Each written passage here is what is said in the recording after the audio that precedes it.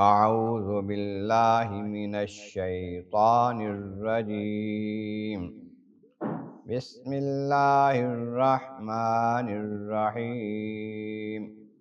ألم يأتكم نبأ الذين من قبلكم قوم نوح وعاد وثمود والذين من بعدهم لا يعلمهم إلا الله جاءتهم رسلهم بالبينات فردوا أيديهم في أفواههم وقالوا إنا كفرنا بما أرسلتم به وإنا لفي شك مما تدعوننا إليه مريب۔ صدق اللہ العظیم۔ حمد و ثناء رب کریم اور درود و سلام بر سید خیر الانام کے بعد سورۃ ابراہیم کی آیت نمبر 9 تلاوت کی گئی ہے، جو 13ویں پارے کے 14ویں رکوع میں ہے۔ اس سے پہلی آیات بینات میں بتایا گیا کہ یاد کرو جب تمہارے رب نے تمہیں فرما دیا، بتا دیا کہ اگر تم میرا شکر کرو گے میں اور زیادہ نعمتیں دوں گا۔ اگرچہ پہلے ہی نعمتیں اتنی ہیں کہ تم گن نہیں سکتے، لیکن پھر بھی شکر کرو گے تو اور زیادہ نعمتیں دوں گا۔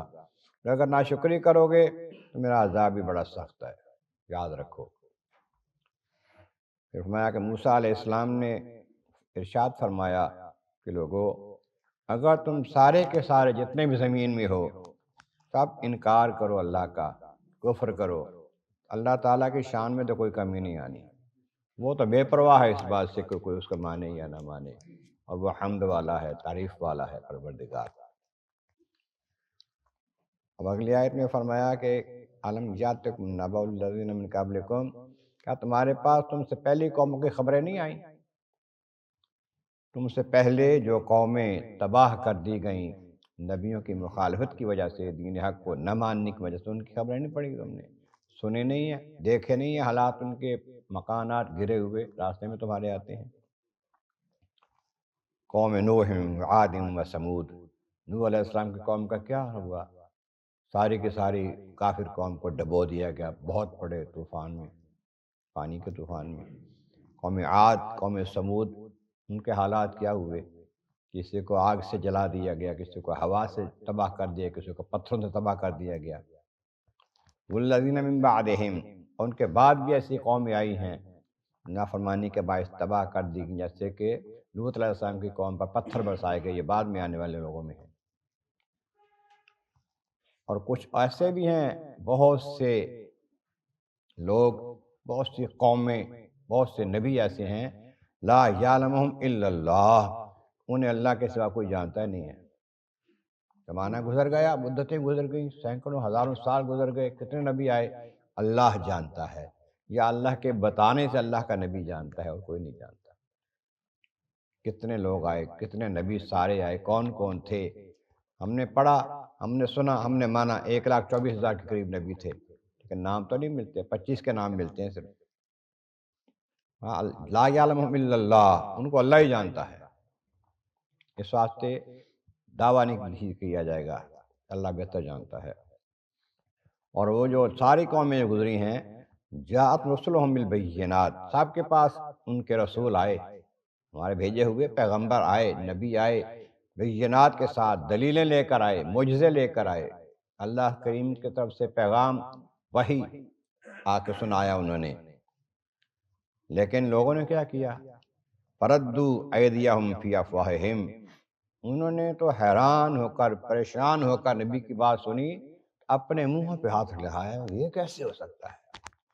بعد نے کہا کہ اس کا معنی یہ ہے کہ اپنے ہاتھ جو ہیں منہ میں ڈال کے چبائے غصے سے آ کر، یہ کیسے ہو سکتا ہے؟ اتنے سارے خدا ہیں ہمارے، پتھر کے، لوہے کے، چاندی کے، پتل کے، ہم ان کو چھوڑ دیں، ایک اللہ کو مان لیں، یہ کیسے ہوتا ہے؟